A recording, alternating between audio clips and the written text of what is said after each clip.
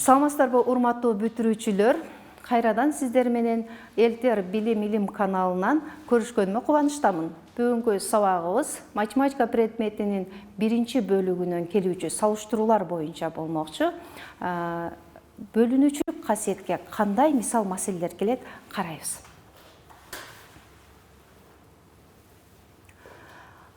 Бул жерде бөлүнүүчүлүк белгилерге берилиптир.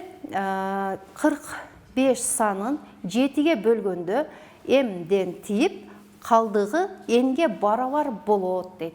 А тилкесинде м, Б тилкесинде н турат. Демек, экөөнү салыштырат экенбиз. Анда шартка келсек.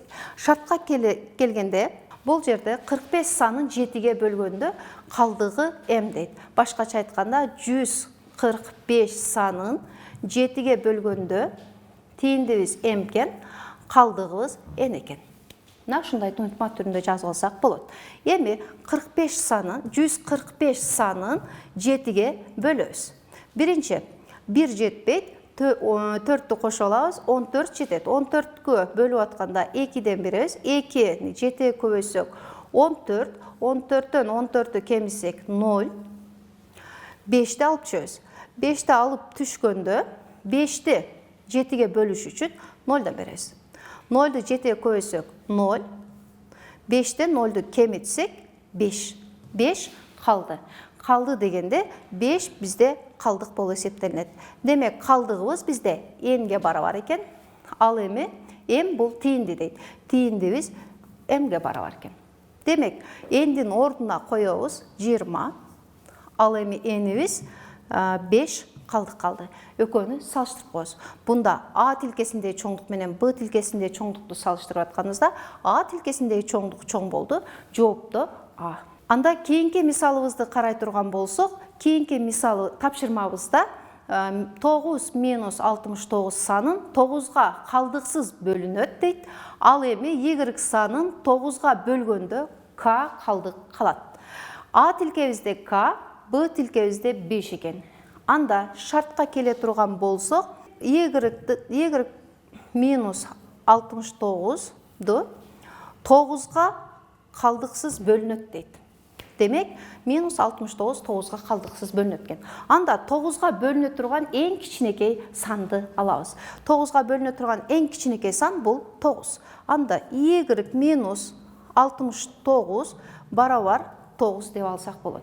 Бул жерден Y-ті таба алабыз. Y барабар 9, 69 бул жакта оң жагында, сол жагында минус белги менен турат. Оң жагын алып өтсөк, минус плюс 69 болуп жазылат. Эми экөөнү кошо турган болсок, Y барабар 78. 78-бизди, демек Y таба алдык, Y 78 экен. 78-ди 9-га бөлүп коебуз. Бул жерде 78-ди бөлөбүз 9-га. 9-га бөлүп атканда тиинди канчадан? 8-ден.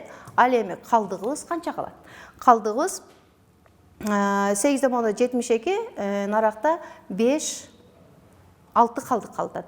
Демек, мына туntмабыздан бул тиинди болуп атат, бул калдык болуп атат. Бул бөлүп атабыз 9-га. Ал эми К'быз бизде калдык эле, К'быз канчага барабар экен? 6-га барабар экен. А тилкеси менен Б тилкесин салыштырып коебуз. 6 чоңбу, 5 чоңбу? Демек, 6-быз чоң. Бул учурда жообубуз А болду. Анда кийинки тапшырмабызды карай турган болсок, бул тапшырмабыздагы бөлүнүүчүлүк белгиге берилиптир. Эгерде А натуралдык сан болсо, 2022-нин 3-чү А даражасы менен минус 2023-түн 2-чи А даражасы 3-кө бөлүнгөндө калдыгы n болот дейт, n калат дейт. Демек, калдыгын табыш үчүн бул мисалды эсептеп атканда A'быз бул натуралдык сан экен. Анда биз натуралдык сан болгондуктан негиздерин бөлүп алабыз. 2022-ни 3-кө бөлө турган болсок, акыркы сан 3-кө бөлө турсак, булардын 3-кө бөлүнөбү? Карайбыз. 3-кө бөлүнүш үчүн карасак, цифраларынын суммасы 3-кө бөлүнсө, анда бул саныбыз, 4 орунду саныбыз дагы 3-кө бөлүнөт. 2 кошу 0 кошу 2 кошу 2. Булардын суммасы 6 болот. 6 3-кө бөлүнөт. Ал эми бул учурда бөлүнгөндө калдыгыбыз 6 3-кө бөлүнгөндө тийиндибиз 2 болот экен, калдыгыбыз 1 болот. Демек калдык 1-ге барабар экен бул учурда. Экинчи кемитүүчүнү ала турган болсок, кемитүүчүнү 2023-тү бөлөбүз 3-кө. 3-кө 4 орундуу санды бөлүш үчүн булардын суммасы, 3 санариптердин суммасы 3-кө бөлүнсө, анда 2023 дагы 3-кө бөлүнөт. 2 кошу 0 кошу 2 кошу 3 цифраларыбызды кошо турган болсок 7, 7-ни 3-кө бөлө турган болсок, тийиндибиз 2. Бул учурда калдыгыбыз 1 болот. Мына жерде 0 болот экен. Калпсыз кечиресиздер. Бул жерде К, калдыгыбыз 1 болду. Бул жерде калдыгыбыз К болду. Анда калдыктарын таап алгандан кийин алардын даражасын карайбыз. Даражасын карап атканда бул жерде демек будан 0 болду. 0 калдыктын даражасы канча натуралдык сан болгондуктан анын калдыктын даражасы канча болсо деле демек 0-го барабар.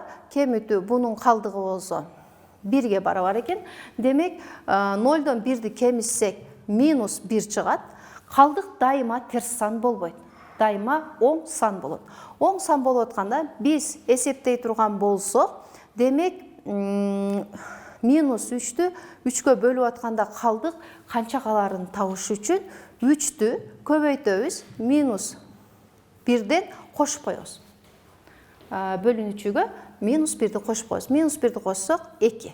Демек бул берилген кемүүчү менен кемитүүчүнүн айырмасынын 3-кө бөлгөндө калдыгыбыз 2. Н барабар 2. Бул учурда экөө барабар болот экен дагы, жообу В болот. Бөлүнүүчүлүк белгилерине да берилиптир. Бул дагы бөлүнүүчүлүк белгилерине берилген эң кызыктуу мисалдардын бири. Бул жерде да эрежелерди эске алабыз. Сиздерге керек деп ойлойм. 3544А деп турат. Бул 4 орундуу сан. Үстү сызылган болсо, демек 4 орундуу санды да 4 орундуу санды 15-ке бөлүнөт дейт. Демек кайсы сан 15-ке бөлүнүш үчүн биз аны таап алышыбыз керек. Ал үчүн 15-ке бөлүнүш үчүн бул 4 орундуу саныбыз. Аны табабыз.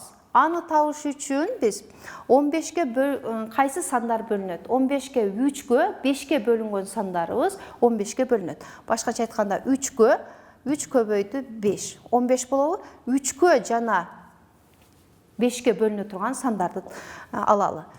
3540 5-ке бөлүнүш үчүн акыркы цифрасы 0 менен аякташ керек же 5 менен аяктаган сандар 5-ке бөлүнөт. Биринчи 3540 алалы, экинчи 3545 алалы.